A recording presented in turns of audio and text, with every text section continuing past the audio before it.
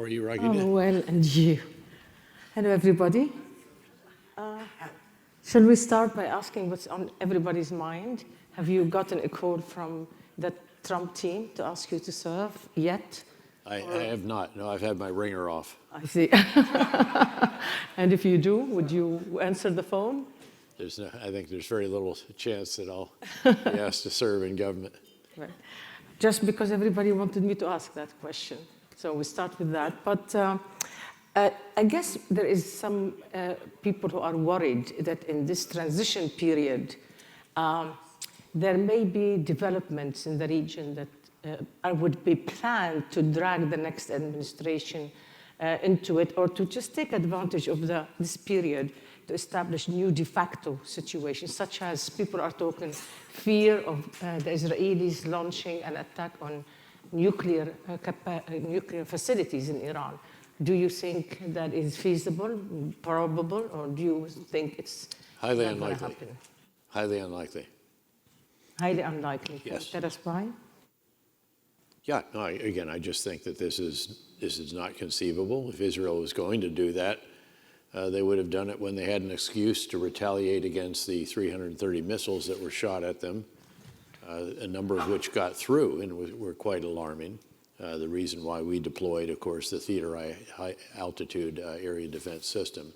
So no, I don't think that is conceivable. Let's keep in mind also, it's publicly known that certain of the facilities are beyond the capacity of Israel to destroy. And Israel cannot do this alone anyway. It would need the U.S.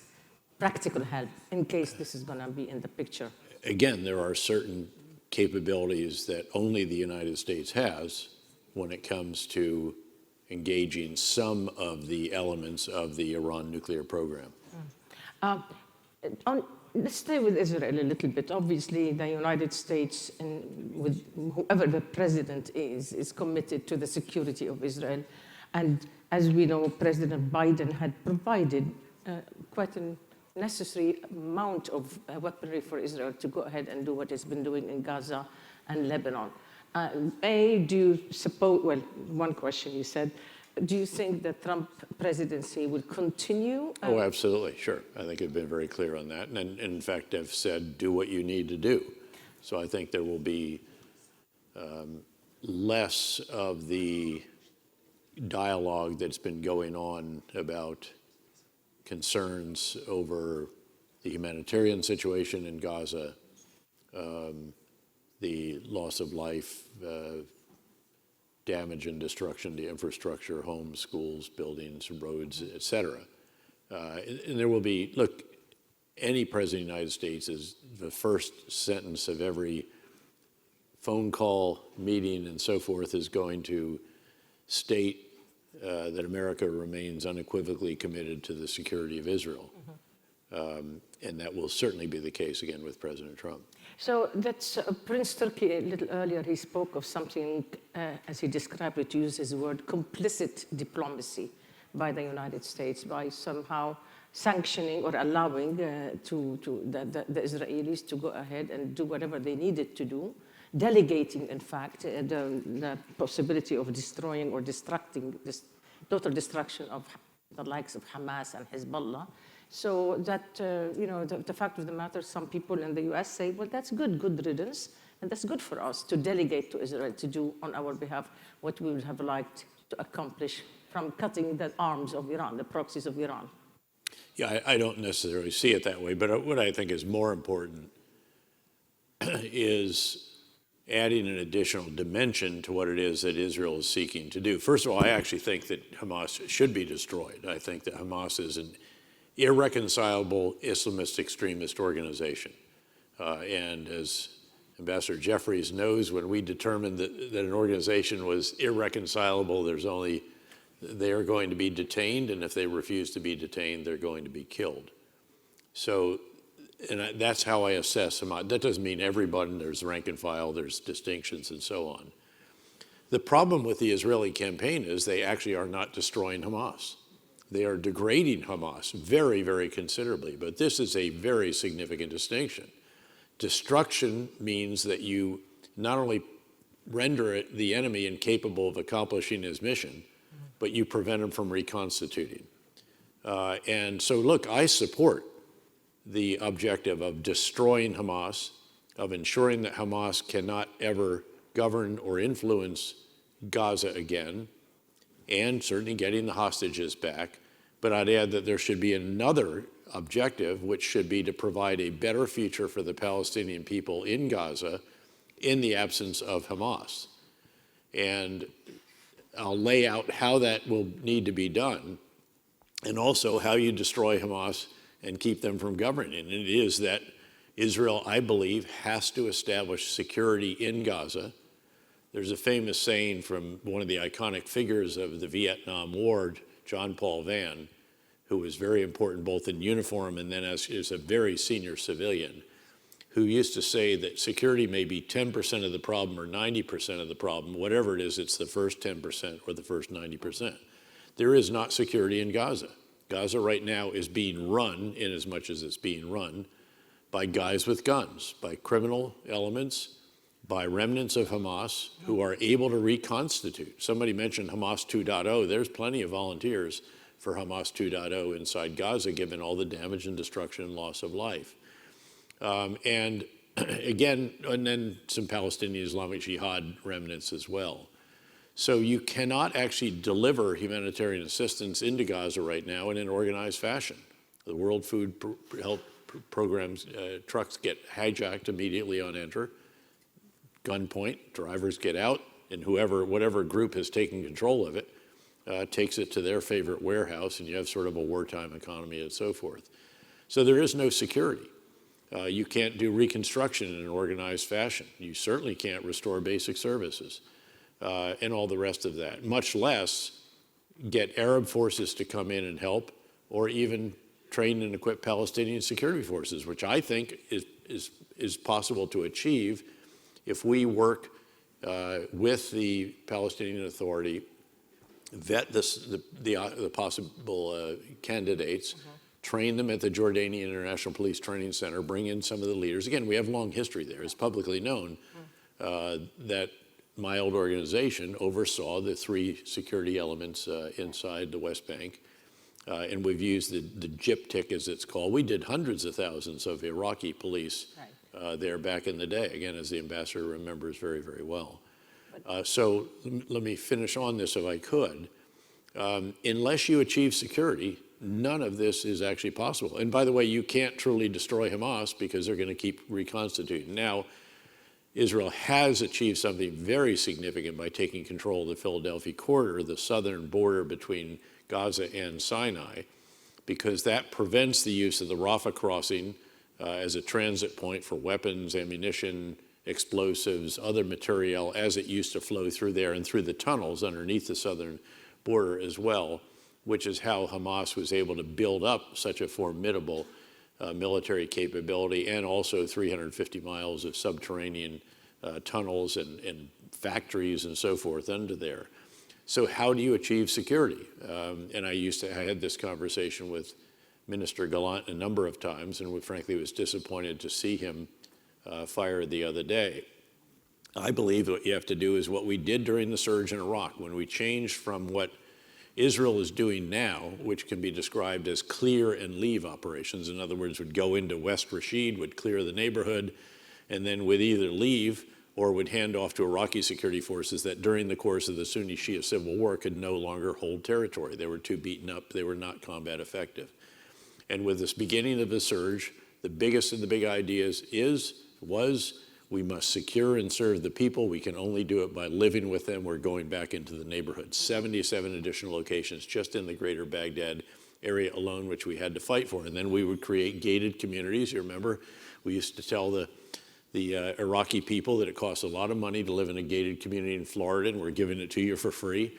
We were building tens of miles of wall every single night. We have entry control points. You use biometric ID cards. Once you get the enemy out of the area, we stayed and we kept them out. So in Gaza, the way to do it, start in the north, come 1 mile in, east-west wall, couple of north-south walls. You have 3 gated communities. You clear them painstakingly, every building, room, floor, cellar, tunnel entrance, etc. You issue biometric ID cards to the people who belong there. And then, and only then, you can cut entry control points in from Israel, and you can have an organized provision of humanitarian assistance. You can begin to restore basic services. You can begin reconstruction, get the people who belong in that area, into better shelter than they have right now as their homes are being rebuilt, et cetera, and just keep repeating the process all the way down. Yeah, it's going to get tougher and tougher and tougher because Hamas is going to get compressed the further they go toward the southern border. But on your point, on this plan, which is like the day after in effect, but does it not require that Israel declares its intention? Sure, it needs a vision. In Gaza, that no annexation, Sure. they're not staying, they're leaving. Sure. What does it require? Let's be specific about what does it take from Israel to do in order to allow for that? I mean, first, again, there should be announcement. This is an objective of ours, is to provide a better future for the Palestinian people without Hamas in their lives. And ideally, at some point in time, if this actually works, and yeah, it's difficult without question, there will be those that will say, well, nation building is tough work. I'd say if you don't do it, then you sure don't have anyone to whom you can hand off tasks that you're performing, which is exactly why we had to do it in Iraq, where I would contend that it did succeed, had made great progress in Afghanistan, except that we just withdrew of our own accord. But the key here is, again, if you can actually begin to establish security, NGOs and international organizations can do work in an organized fashion. But you can bring in, hang on, let me finish, please. You can bring in Arab security forces now. They're not going to fight Hamas, by the way. Thank you so much, sir. It's going to be civilized here. Thank you. Keep in mind, again, Palestinian forces are not going to fight Hamas. They're not going to fight Israel's war. Arab forces are not, this idea that they're going to come over and save the day for Israel is just not realistic. They will come in if security has been established, and then what you could do is you could use them to thicken and augment the Israeli security forces, and then the Israelis thin out and you move down farther and farther and farther. If you do that, then it's possible perhaps even to have some kind of local governance that could grow over time. But what you have done now is you prevent Hamas from reconstituting because you control security. This is a comprehensive civil military counterinsurgency campaign, not a series of raids, which is what Israel is doing right now. Clear, hold, and build does work. Okay. That's how we drove violence down by nearly 90% in 18 months in Iraq, and then kept it down for 3.5 years. I want to go back to that very same point. Will the Israelis, or have they assured you, you said you're good friends with Gallant, I'm sure you discussed that with him. Have you felt comfortable that they would give guarantees that their purpose is to state their objectives, and that would not include re-annexing Gaza or staying there, and that they would agree to this process you're talking about in order for them to get out of Gaza, not only for the Palestinians to go back home? Well, look, I'm along with Yoav Gallant and Benny Gantz and others who believe that there should be a vision laid out for the future of Gaza, which should include the elements that you just laid out. There should be an assurance we're not going to put settlements in there. We're not going to, again, you can't annex. Again, this is the whole challenge, of course, why people continually remind that there is no alternative to a two-state solution, however much less popular and more problematic that is because of creating ever more obstacles to it in the West Bank and so forth. So, but again, if you hope someday that Palestinians and Jews in Israel can live side by side, there's no other alternative to this. Otherwise, you're consigning the Palestinian people in Gaza just to an endless humanitarian catastrophe. And then Mr. Netanyahu fired Mr. Gallant. He did. So let's talk about reality here. I'm laying out what I believe should be done, and I believe the only option that could achieve what I've laid out, which I think is should be the right objective. But by the way, also achieves the other three objectives that the Prime Minister has laid out, which his current strategy is not. The destruction of Hamas, because they can't be reconstituted, prevention of Hamas from influencing governance and so forth, and, by the way, getting the hostages back. You're not getting the hostages back any other way.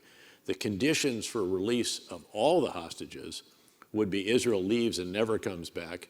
It gives back the southern border, which it shouldn't do. And again, these are just not conceivable for Israel. Do you think the presidency of the president-elect Donald Trump, they would see the logic in what you're saying? Do you think that because you are giving a vision for how do we get out of this? And I've not heard any other vision, by the way, that is right. realistic and would actually achieve what it is that I think.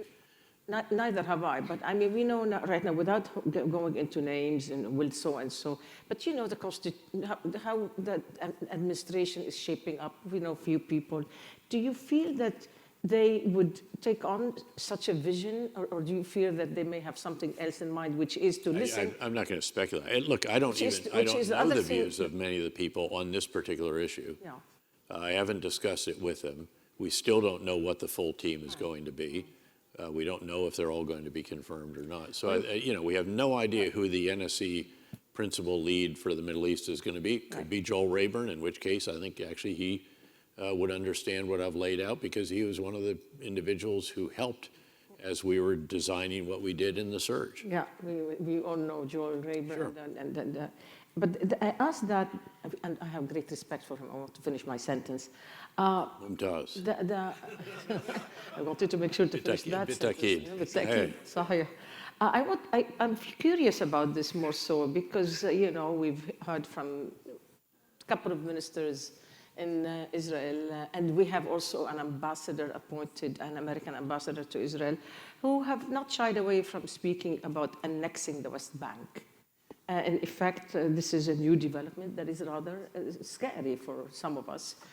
How much does it scare you that these people could push forward and therefore then would force that notion of Jordan is the alternative Palestinian state, meaning that to really put King Abdullah of Jordan, under the wheel? Well, again, that aspect of this is just not conceivable, because number one, he's not going to accept it, and number two, he's not going under the wheel. I know him very, very well, and I think he's a very adroit and a great former military commander and special operator, frankly, as well. So I wouldn't worry about that aspect of it. I do worry about the concept of annexation of some portions of the West Bank, perhaps around the territories or the settlements or what have you. Look, let me just give the general approach that I believe should be adopted, which I realize is not in vogue right now with the coalition that is leading Israel, and also, frankly, has not necessarily been embraced by the Palestinian Authority, which failed to take advantage of a golden opportunity when Ehud Olmert was the prime minister and was willing to make very serious concessions and compromises, and they missed that, having already missed the one with Ehud Barak, and then, of course, the Camp David possibility as well. I recognize that neither the situation in Jerusalem nor the political situation with the Palestinian Authority is conducive to the kinds of compromises that would be necessary for a two-state solution. I'm keenly aware that the popularity of the concept of a two-state solution has declined quite significantly in Israel. I just don't see any other alternative. And if you then say, okay, what should we be doing in the absence of an ability to actually agree to it? My suggestion would be that you at least don't create more obstacles to an eventual two-state solution, i.e. settlements, and you don't undermine the institutions on the Palestinian side that would be needed to actually have a viable state. And by the way, the Palestinians need to take some responsibility here too. Stop pay for slay, stop an education system that inculcates views of Jews that are very, very unhelpful in what it is that we're trying to achieve here, try to build real capacity, governing capability, institutions, and the rest of that. I know that is, again, collides with reality right now in both Israel and in the West Bank, but that's what I think we need to get back to. And I would contend that it could be helped enormously by a genuine effort to improve the lives of the Palestinian people in Gaza. So you think that this Arab-Islamic summit that was held in Riyadh a couple of days ago and emphasized very strongly in the two-state solution at the highest levels, including MBS saying that in his speech. By the way, let me just seize on that quickly, because for those that want to see the Abraham Accords extended to the Kingdom of Saudi Arabia, I think that's a much, much longer shot if some of these different annexation and other initiatives are undertaken. Right. And the pressures, I think, is much greater on the leadership of the kingdom because of what happened on 10/7 and then what has happened since 10/7. So do you see a level of usefulness of such a summit and such a stance, or should they be considering, or are you afraid that they would be considering further measures, meaning the Arab and Islamic leaders? Because if they don't get the US administration to agree to the notion of the two-state solution and pressure Israel to accept it, I don't think they're going to step back. I think they have just made that very clear. The Saudis in particular, they're not going to normalize, they're not going to bring in, to go on with the Abraham Accords. Do you feel that this is, may not be enough to have meetings and that they may take measures? Well, I'm not sure what the other viable options are, frankly. I don't think you're going to see the existing members of the Abraham Accords withdraw from it, for example. Again, the kingdom is in a unique situation, I think, relative to the other Gulf states that are already part of it. So again, I'm not sure what the levers would be that would enable this. And oh, by the way, some of those could actually be counterproductive. So I'm all for dialogue. I think it's always generally a viable, useful endeavor. In this case, I'm not sure, again, what the various sticks might be that could be employed versus the carrots. Interesting. Let me take you back. You spoke of Hamas. You spoke that the dismantling of Hamas was not, possible. The destruction of Hamas. Israel has dramatically degraded Hamas. Dramatically Right. degraded Hamas. Okay. There's no question about that. And they how can dramatically? continue to degrade them as required. But I would argue that it would be far better to destroy them and remove that threat to the greatest extent you can. Is that doable? Yeah, I think, look, there's always going to be an idea out there. And how do you beat a bad idea? Which I think is Hamas is with a better idea. You have to show it. This isn't about, we laid out all kinds of ideas for the surge in Iraq. Nobody believed it until we actually operationalized it and actually showed. We went into Fallujah and we said, we're going to make life better for you. Here's how we're going to do it. We're going to get al-Qaeda out of your lives. We're going to create these gated communities. We're going to live there with you. And then we're going to rebuild. Because again, what security does is it enables the other actions. The other actions are what solidify the security foundation. And then we showed him. We did it. And I remember actually walking with Katie Couric through Fallujah less than 3 or 4 months after we had the final clearance operation and the market was back in operation. I didn't even wear a Kevlar helmet. I wore a soft. I had my body armor on, but I had a Kevlar or a soft cap on. I think now folks will say, how can you compare Fallujah with Gaza? Exactly right. Gaza is the most diabolically difficult urban operation conceivable. Yeah. The subterranean infrastructure alone changes it very dramatically. The numbers of the enemy, their willingness to use human shields, to hold hostages, all of this. But still the principles, I think, are relevant, and I think they are applicable in this case. And I think we learned hard lessons. Megan O'Sullivan and I had a piece in Foreign Affairs saying, learn from what it is we did. We learned it the hard way. I want to leave Gaza, but before I do that, I want to refer to the Jared Kushner vision of what to do with Gaza versus yours, because he talked in the past about developing the shores to make it a business affair, basically without thinking of the Palestinians element in it in the way that you are. You think his vision I think it's a wonderful yours? idea. That would solidify the security foundation better than anything else, but there's just a few interim steps between that vision and where we are right now. One should hope so. I think it'd be great. I mean, again, you know the quality of that coastline a little further north. But you have to do it with the Palestinians, not Indeed despite the you do. Palestinians. Sure you do. Oh, absolutely right. Yeah. So about Lebanon, Do you think, what's your assessment? Because the Israelis say, sometimes they say they destroyed 80% of Hezbollah's capabilities. Sometimes they say 70. Sometimes they say, well, we're finished in a couple of weeks, and then we learned that maybe it's going to require many more months. You are a military man. You are one of the most astute analysts, strategically and militarily. How do you see it? Never mind the pedestrian way that I would look at it. Never refer to yourself as pedestrian, Raghida. False humility does not become you. Look, I think that Israel did have to go into Lebanon in the end. They did have to conduct this operation. After all, it's over 65,000 Israeli citizens that have been displaced from their homes for a year or so.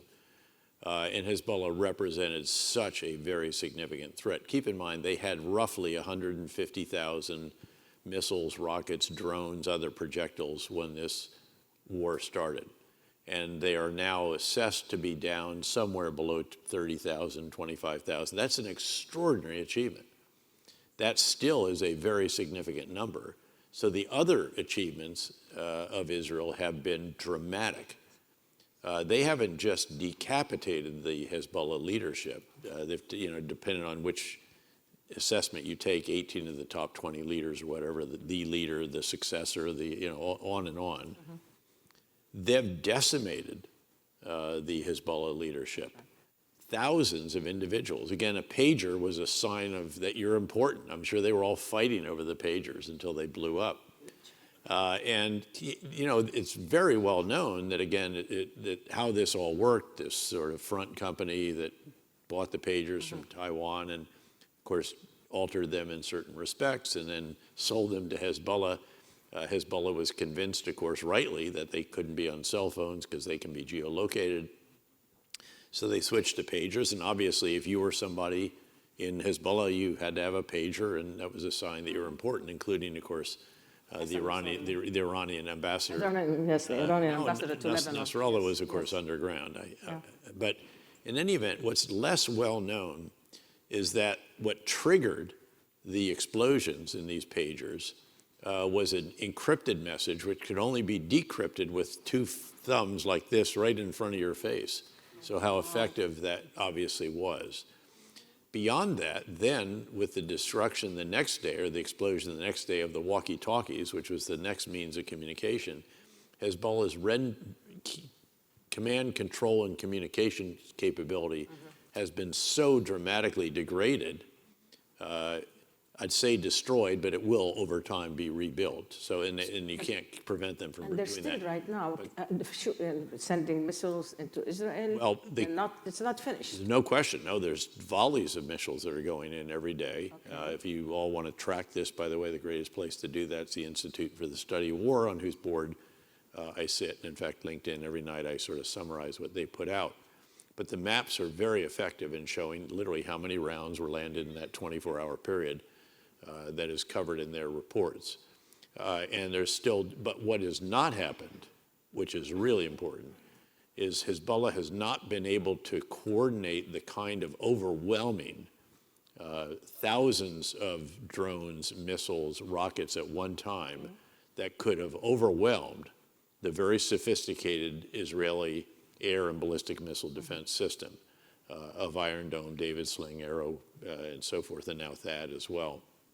And that is very, very significant, because that was one of my biggest fears has always been that they would be able to do that, and you'd have massive loss of life in Israeli urban areas, and that has not transpired, touch wood. That's right. Now, Israel then has also carried out a devastating air attack, of course, and that's one of the ways in which they've degraded Hezbollah's capabilities so substantially, but it's all the way up into the Bekaa, it's into, and in Beirut itself, it's obviously over into Syria, and they're degrading quite significantly the Iranian ability to bring replacement in there. And then, of course, now they've gone into the area just north of their northern border to try to ensure that the Hezbollah observation posts, the tops of hills and all the rest of that, those are all cleared. The problem here is that that area between the border and the Litani River is a pretty substantial area. And I don't know how you can, again, clear, but if you leave, they're going to come back unless you get an arrangement where the Lebanese armed forces And with Iran. actually takes that on. Unless Iran guarantees that Hezbollah would not come back in, or what? Or does I it have think- to take, or let me just take that, okay, go ahead. I think there are contours for some kind of a ceasefire agreement here. I think Hezbollah has gotten very, very seriously damaged. The damage from all the air attacks is going to take maybe decades to repair. When the Israelis are saying that they're putting as a condition the disarmament of Hezbollah, they're referring to Resolution 1559 as part of 1701. Yep. So of course, some Lebanese agree with them, and some say absolutely not, in none of your business. So what is it? What do you see the way out? I mean, Amos Hochstein goes back and forth and sometimes gives us, oh, I'm getting there, I'm going to get a deal going. And the next day we hear the Israelis say, no, we're not going to stop fighting in Lebanon. And it's not even clear that they have in mind to withdraw from southern border, the southern area of Lebanon before. Well, they're not that far in, first of all. I mean, this is nothing like the previous. That's right, but they're in, Operation and They are in. They could encroach further by. Well, the question is, here the problem is that I've never heard the really clear articulation of their objectives. That's right. That you have heard about with respect to Hamas. Noting again that it's one thing to declare objectives, it's another to actually achieve them, to conceive of the strategy to achieve them. They've said at various times they want to get their citizens back into their homes. That means a cessation of the bombing. I think that might have been sufficient in the beginning. That's the proximate cause for this Israeli offensive. Is that enough now? Probably not, because they've made so much progress against them that they, in many respects, rightly want to continue that particular fight. And if they can continue to achieve gains against Hezbollah without huge bloodshed or loss of their lives, again, I think that that's going to be an assessment. You're the Lebanese citizen here. And American. Do you really think, I know, yep, but I mean, is it really conceivable that the Lebanese armed forces could disarm Hezbollah? That's not the idea from what I understand. They're just going to line up and lay their weapons down The idea is themselves? when the Lebanese forces are in this area between the Litani and the borders, there will be a very beefed up UNIFIL. It's not the Lebanese army alone is not going to go in alone, because it's not going to happen. A part of the deal has always been with the UNIFIL going in. UNIFIL has been wholly inadequate so far, and I'm not sure it had been adequate in preventing the wars between Lebanon and Israel. But that's another long conversation. I want to go back. They haven't stood in the way. There of is this. no They other haven't way but prevented. that you have to have a UNIFIL beefed up. Because you're not going to have Arab forces come in. Tell me who the lead nation is going to be, and if it's not the United talking- States, I'm highly skeptical of the capabilities of that particular force, having led two coalitions, and of Yeah, course, the Europeans are the apparently. Americans were the bedrock. Yeah. So what are you saying? That Lebanon is doomed? What are you telling me? What are you trying to tell me? That's a different question. I mean, now you have to look at the Lebanese economy. Let's stay with the issue of the Israel and Hezbollah. I think Iran Lebanon's in and serious Hezbollah. trouble. I'm afraid. I think the economy is so distorted, and that the political system is so distorted as well, that what you need to do is just prevent further decline. I think the hopes for Lebanon are reduced quite a bit by the inability of the political system to carry out the reforms that are vitally necessary, and because of the distortions to the economy that are very difficult to undo. All right, so with this, without enormous hardship for the people. all right, so with this bleak assessment, we know that the economy, we got that, but do we see Israel staying there? Or do you see Hezbollah staying in control? Again, or do you see that? Israel's not going, even if they go to the Litani, it's not that far. I mean, I think it's a very challenging military mission. But this is not like going to Beirut again or occupying southern Lebanon. It's, as you said, it's pretty. It's a big area. I'm not sure that, I think, sometimes in military operations, the intent is develop the situation. And I think they're in many respects developing the situation, seeing how is this going. If it goes well, then okay, let's do a little bit more of it. How tough is the fighting?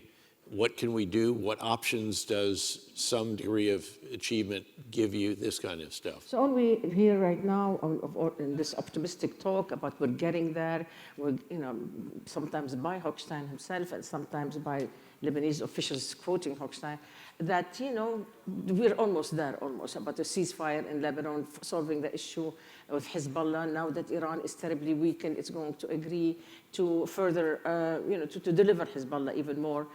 Do you feel Iran is weakened enough that it is going to give up the strong arm, a strong proxy, Hezbollah? Or do you think they're going to step in and save them?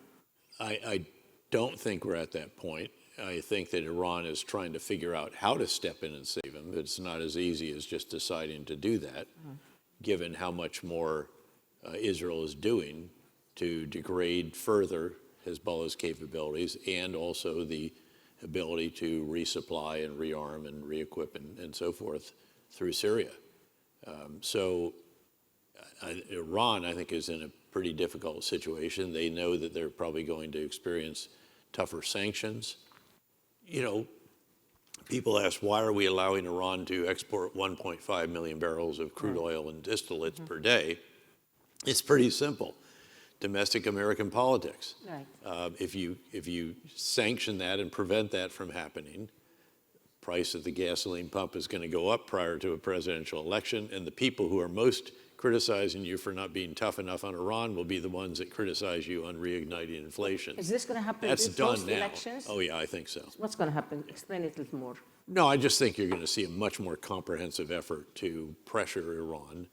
And that's what it should be, is comprehensive, not just single initiatives, but again, a whole series of actions across with all the tools that we have, and also working more assiduously to make it much more difficult for them to resupply the Houthis, the other malign actors that they support in the region and so forth, just as Israel has already done by taking control of the southern border of Gaza, which again, I don't know why we were pushing them to give that up to get a ceasefire that would have modest, again, gains. I got it if you're a family of a hostage, but you've got to look at a big picture here.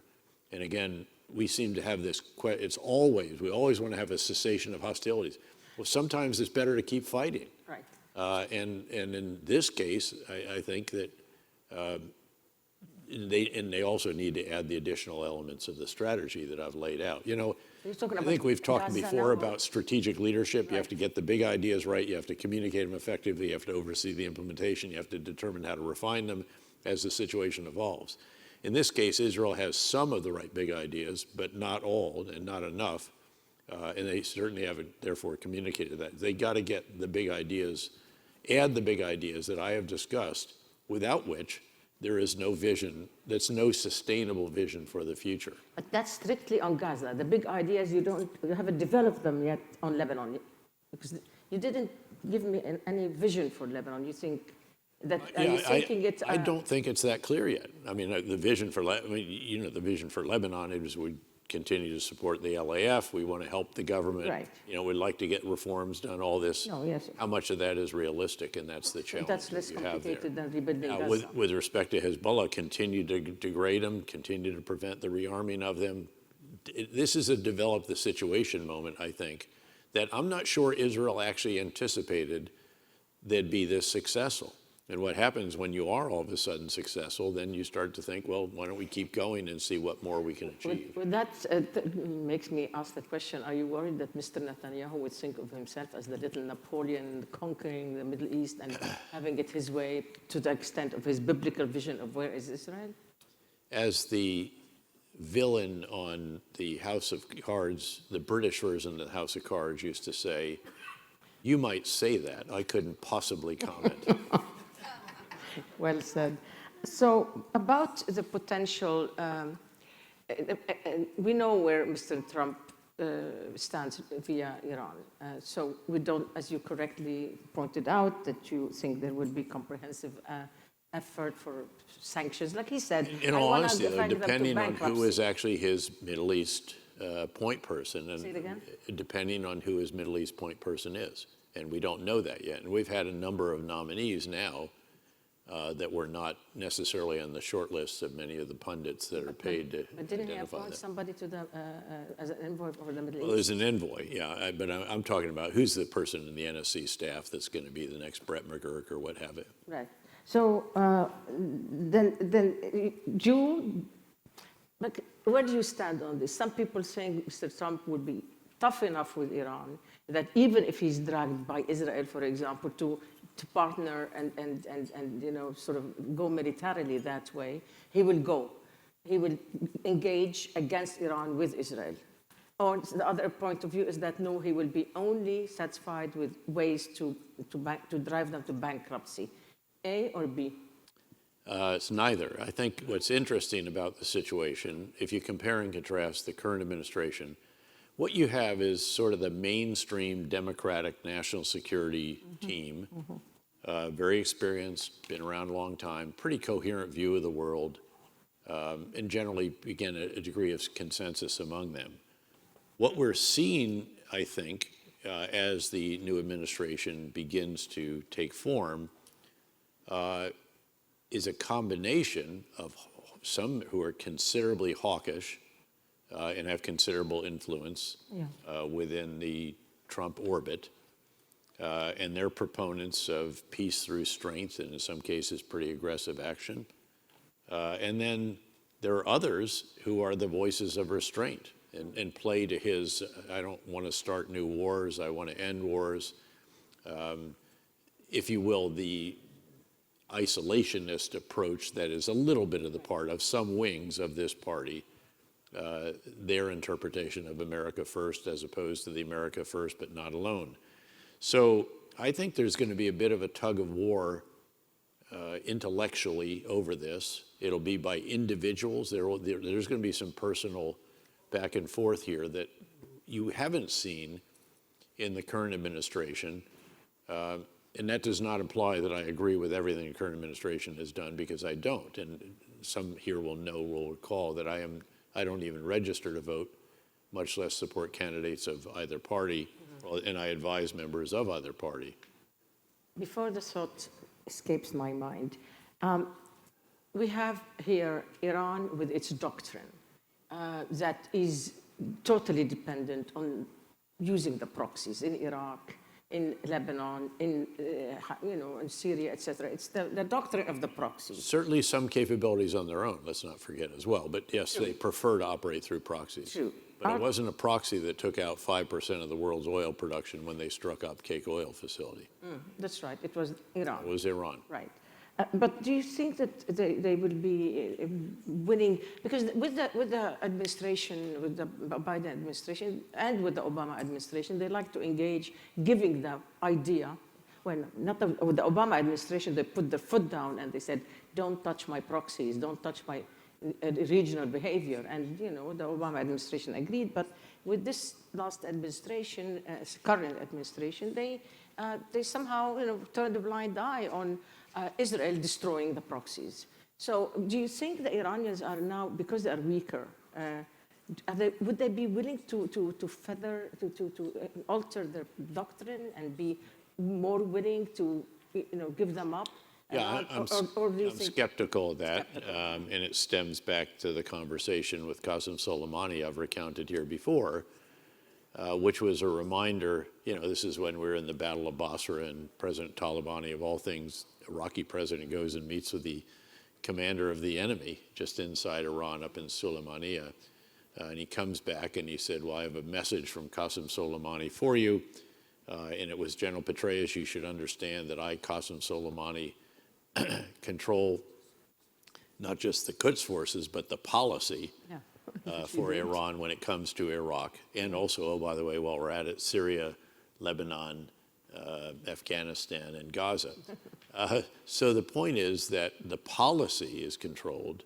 Now, the current Quds Force commander, not as powerful and consolidated in that regard as Qasem Soleimani was, but there's also a bit of a tug of war, of course, going on between the elected government and then the supreme leader's regime, if you will, on this also.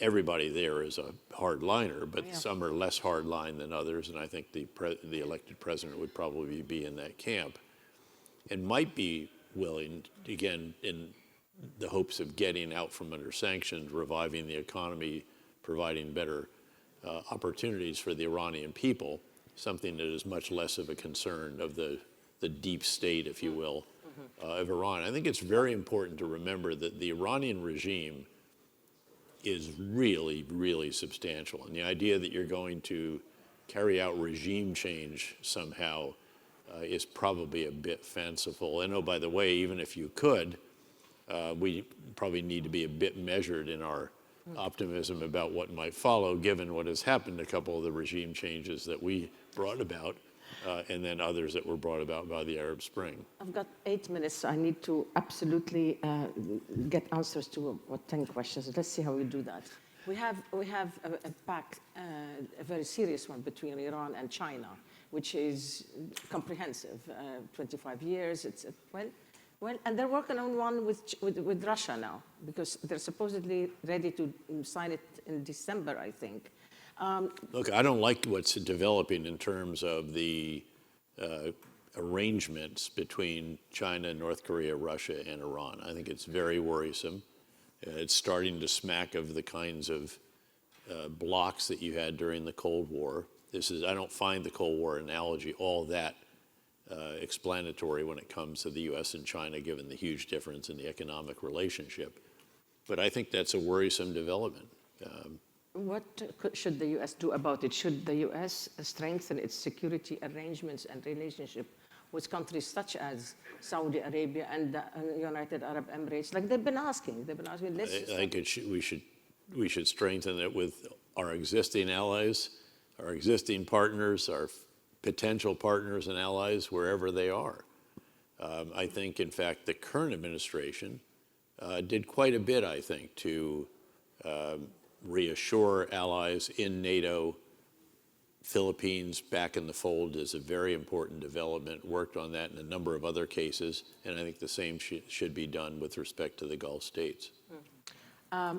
Quickly on Ukraine. And obviously, as a Central Command commander, I was repeatedly frustrated by the sluggish pace of approvals of all kinds of the requests that mattered to them, whether it was security assistance, specific weapons programs. All of this was just overly difficult, tortuous, and did not present us as the most reliable of partners at various junctures. Yeah. On Ukraine, quickly, do you think, because President Trump had said repeatedly that he could end this or finish this anyway, do you think that what we might be seeing is more of a freeze of the situation? Freeze, where we are, where Putin is, where Zelensky is, freeze it. It's certainly one of the conceivable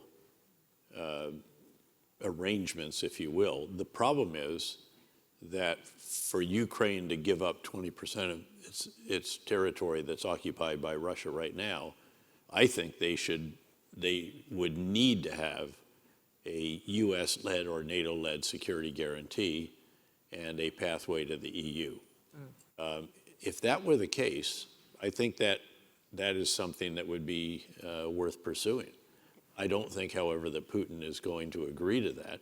I think Putin wants to see the demilitarization of Ukraine, which would probably bring about over time the end of Ukraine's independence. So you think that this situation with Putin would continue? You don't think you're going to be friends again?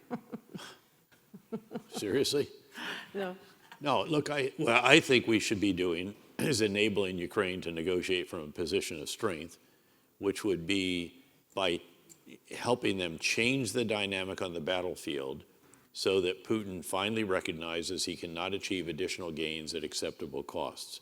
There has to be a reason that 11,000 probably malnourished, poorly trained, 4 inches shorter than their South Korean counterparts soldiers have been brought into Russia to fight against the Ukrainians. I hope that is a reflection of Russia's challenges in more recruits given that they have sustained, now the estimate is 700,000 lost and seriously wounded.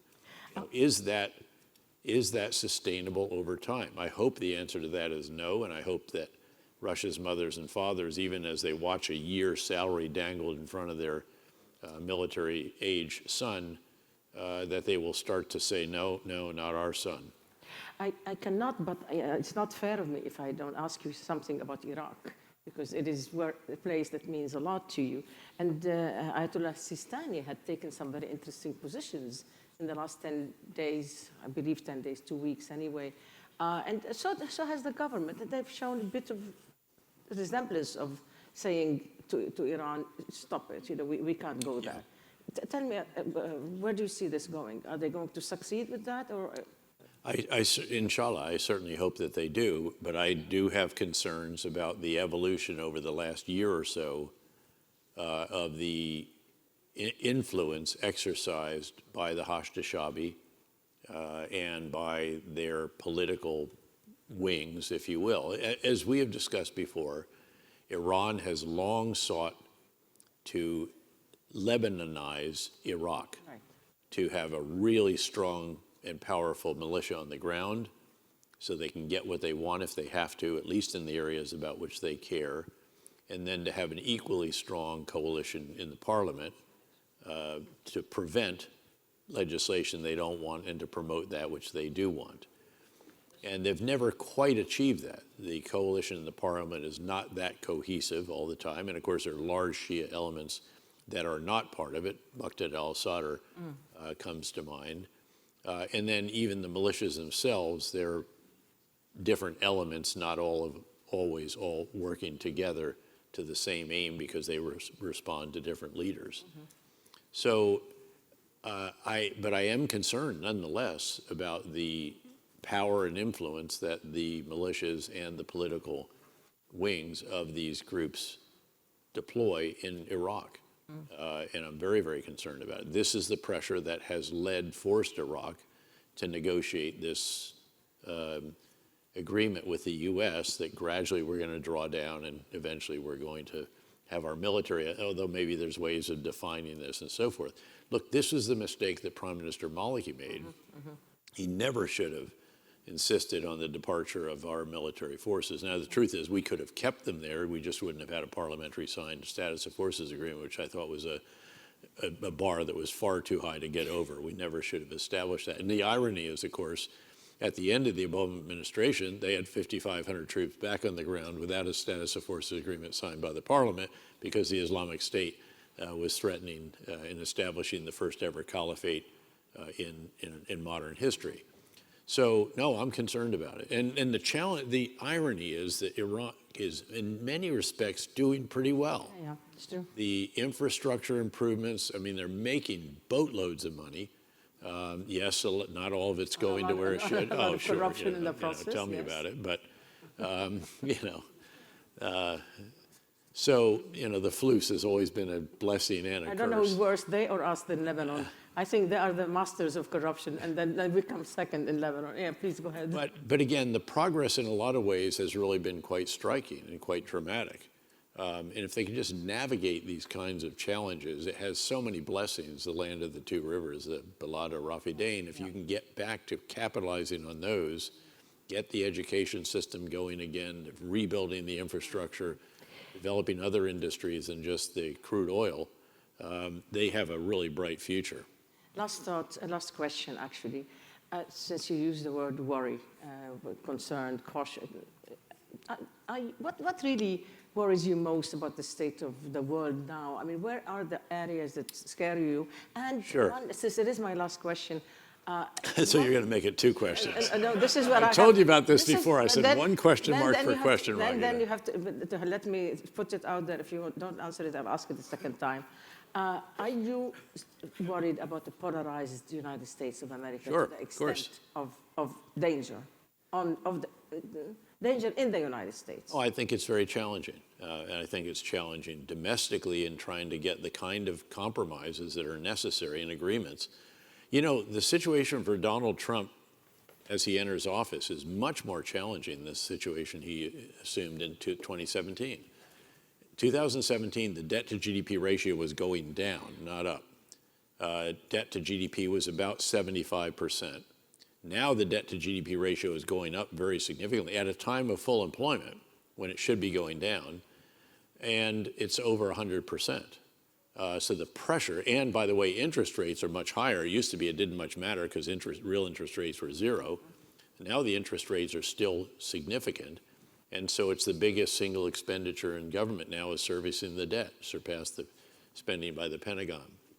If you can't compromise on the issues that prevent you from getting greater revenue and reducing outlays, I think that is an increasingly challenging situation. Beyond that, obviously, the situation in the world, you said what worries me most? What worries me most is the sheer number of challenges and then the sheer complexity of one of those in particular, which is the U.S. and Western relationship with China, which is the most important. If you think of the U.S. as the guy in the circus, together with our allies and partners, is keeping a lot of different plates spinning, and these plates represent challenges, threats, issues that are really significant. There's more plates in that tent, far more plates in that tent now than there were even back 8 years ago when President Trump was assuming office. And one of those is much more challenging. That is, again, the China plate. We can't let that wobble if at all possible. So the being able to manage all of those, to keep all those plates spinning simultaneously, when you have a Congress that is very polarized, is hyper-partisanship is on display, constant personal attacks on one another and the rest of that, is that conducive to the kinds of thoughtful, considered policies, legislation, principles, and so forth, that can enable us to deal with all of these at the same time, and in particular, make sure that that one plate doesn't wobble.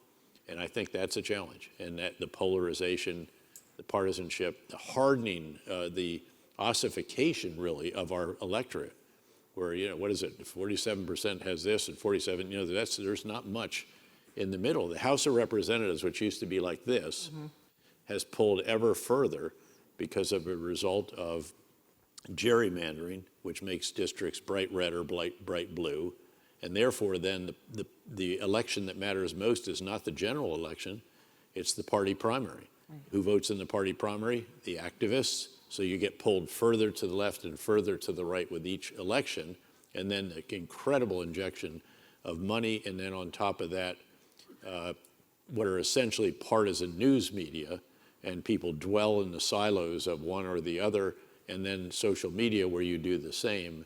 That's a pretty challenging landscape if you're trying to craft the kind of thoughtful, nuanced policies that are necessary to deal with our economic challenges and also with our foreign policy challenges. The big reason for hope, however, is that the innovation in the United States is just absolutely extraordinary. Productivity is going up very significantly. We're outstripping, for all of our challenges, our economy is the envy of the absolute world. I travel endlessly, 25 different countries a year, all the major cities, et cetera, every major city in the U.S. And I can tell you that virtually every European country would like to be in our situation economically, and the same is true of much of the rest of the world as well. So if we can just capitalize on those tremendous advantages that we enjoy and deal with these very thorny and difficult problems, the sky is the limit for the U.S. The problem is, obviously, that trying to get the kind of consensus that's necessary that Ronald Reagan used to promote. Yes, he was a bit of an ideologue in certain respects, but he was incredibly pragmatic when it came to actual legislation. Read Max Boot's masterful new biography of him, and you get that. I've interviewed Max on stage on this. And that's the kind of spirit that I would like to see us rediscover, because that's what's going to be needed for the very challenging times that lie ahead. Well, General Petraeus, I think on behalf of the organizers, I can thank you so much. I thank you. Very kind of you. Great to be with the National Council again. And on behalf of General Petraeus, I want to tell you that I think we both enjoy this tradition. This is our fourth year Speak together. for yourself, Raghida. No, I do. I made a great effort. I got home from Dallas at 2 a.m. this morning and had 4 events before and 2 still to go tonight. No wonder why I always describe you as one of the most astute and inspiring strategists Thank you so much. And I very much appreciate that'll get your you everywhere. confidence. I'll be back next And year. your tolerance. Okay, good. I got it. Thank you. Okay.